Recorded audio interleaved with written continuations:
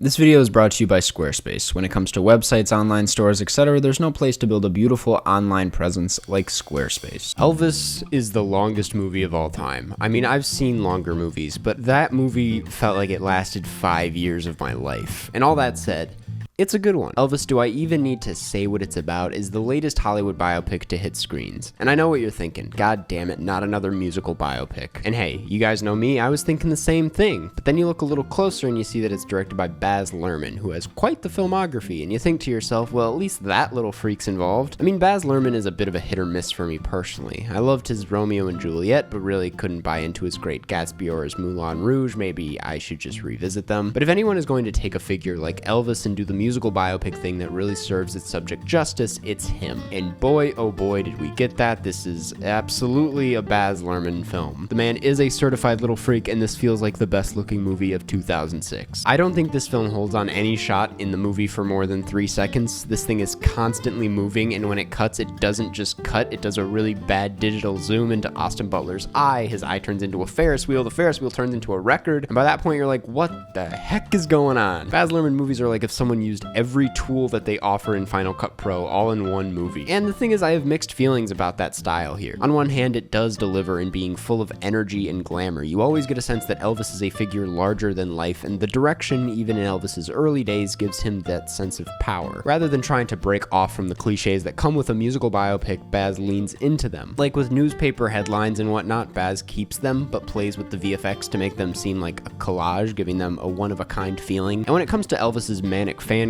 one of the most iconic parts about his career, Baz captures their excitement and cooped up emotions so nicely. Anytime in the movie when Elvis starts doing his usual thing and elicits this sort of hype from the crowd, it is just electric. The people are coming in their seats. Definitely absurd, but it works. I mean, I do appreciate a musical biopic that actually pays close attention to the world's response to the artist. That doesn't feel like a memorable aspect of any previous biopics we've seen, and it's an essential part of understanding Elvis here. And all that said, on the other hand, the style does get really exhausting after a while. It's the classic case of getting too much of a good thing. It's something that's gotten in the way with every Baz Luhrmann film for me, where the first 30 minutes take my breath away, but once it starts to wear off, becomes just plain exhausting, which is especially the case here because after the first 30 minutes, once things do start to wear off, you realize there is still over 2 hours of movie left, and you're like, oh brother. Pace-wise, it just feels tiring after a while, especially because his career was such an emotional roller coaster and you never really have a grasp on where you could be time-wise. I mean, that's just the price you pay with maximalist filmmaking, and this one unfortunately does not come out avoiding that issue. Now let's stop beating around the bush. Austin Butler. Oh my god. Listen, I was hesitant about jumping on the Austin Butler train before seeing the movie, but I can confidently say he was spectacular. The man goes beyond doing an Elvis impression and ends up completely embodying this struggling star personality. As I'll mention later in the review, Elvis isn't necessarily the main focus of the film, and Butler does such a great job of revealing just enough about his character while never losing sight of his closed offness. It never feels overacted, probably because the style of the film is already so damn out there, it's hard to notice overacting. We'll get to that in a second though. He just did a great job and fully commits to this role. It feels good that I can finally see him as more than just a serious Cole Sprouse. If he won the Oscar, which I don't think he will, I would not be upset at all. Tom Hanks, on the other hand, buddy, I don't think acting is your thing. I'm kidding.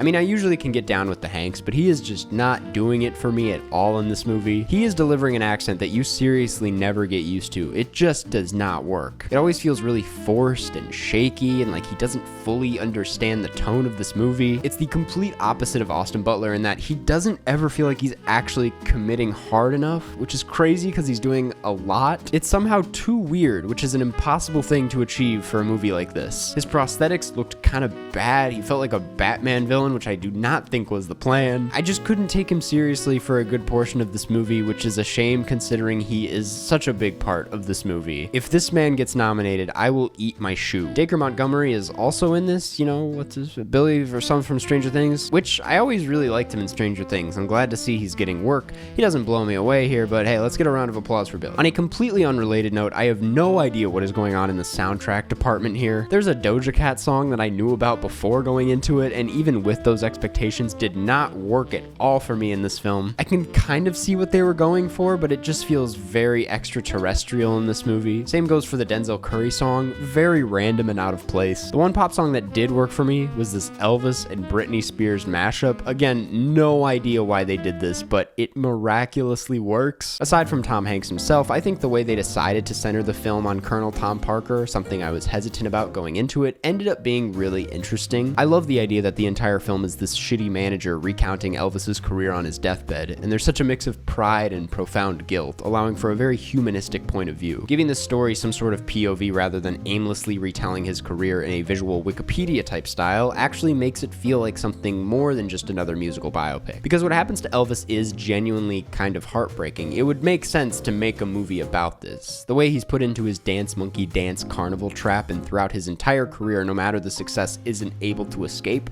It's tragic. I think the film glosses past some of his darker moments as a person because the movie is more focused on this partnership than it is about only him. I mean, most of his drug abuse and anger is dealt with in very small doses. The film will acknowledge that was absolutely a part of him, but it isn't necessarily the story they're telling here. The story isn't just about a guy who had a lot of talent and charm and got really successful with a lot of ups and downs. It's about a guy who really got screwed by the capitalistic system. And when the subject is Elvis Presley, famously known for appropriating black culture, which the film does acknowledge multiple times, it offers up a really fascinating and more than anything grim story about how America was and still is. And if anything, makes the case for just how deeply rooted and if anything inescapable this issue is at times. As much as I would have liked the film to touch a bit more on the race and cultural appropriation aspect of what Elvis was doing, as it mostly glossed over his involvement in civil rights, I understand the film had a lot on its plate as is, and maybe that didn't feel as crucial to the story that they wanted to tell here. And at the end of the day, if the film was any longer than it is, I wouldn't. So as you can tell, I actually kind of liked this film. I was giving it shit for months and talking about how it looked really awful. The trailer was bad, but I walked away really enjoying it. After finishing it, I immediately wanted to learn more about Elvis. It keeps you curious rather than just feeding information directly into your mouth the way musical biopics tend to. It's crazy because it feels like this should have come before the musical biopic trend and like all the others are trying to copy it, because this truly is what musical biopics should be doing. It is exhausting, no doubt. I was very relieved when it was over and felt like Jesse Pinkman after taking that Tylenol. And once again, Tom Hanks nearly ruins the entire thing. But as a whole, it feels very good to be pleasantly surprised about the Elvis movie. I think you should go see it. So thanks for watching. Go watch Elvis and form your own opinion. And before you head out, I want to thank this week's sponsor, Squarespace. Now, Squarespace, if you didn't already know, is a place where you can go online to build your brand, whether that be an online store, a blog, a portfolio, you name it.